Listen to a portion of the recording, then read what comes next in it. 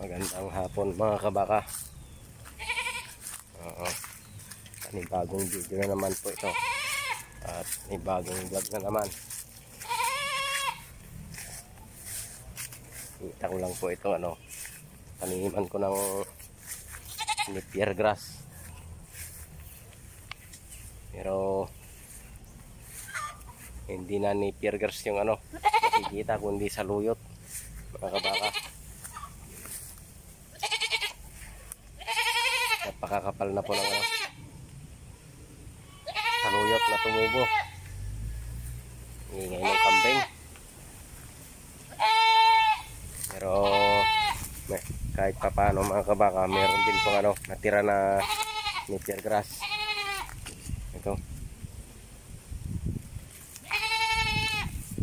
Dahil sa sobrang init, namatay yung napier grass.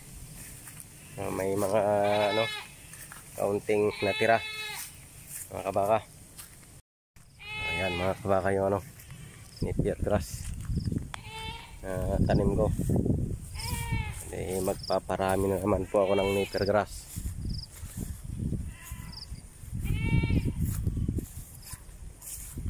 So mapapakinabangan din ng baka namin tong saluyot na ito. Pwede rin pong ipakain. Grabing kapal ng saluyot talaga. Yan. Pwede ng cutting, putulin at tanim ulit. Tatawa ng puno ng napier grass. Tulusog mga kabaka. Ganito pong mura ang katawan ng napier grass. Ito po yung pwedeng itanim mga kabaka.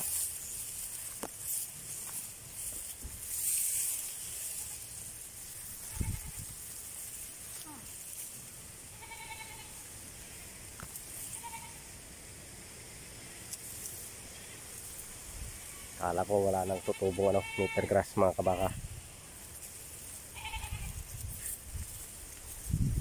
Mayroon din palang na kapag survive kapag ng saluyot.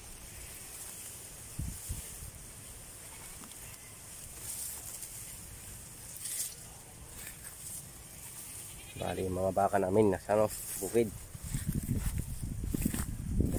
Nag-iisang kalabaw ko lang dito.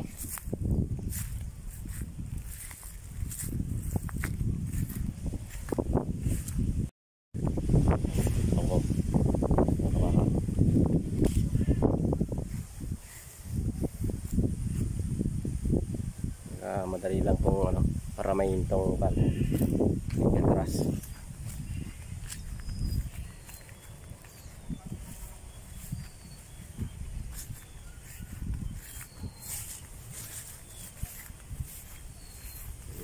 Sa susunod na araw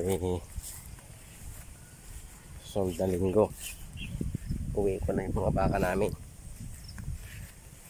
para dito sila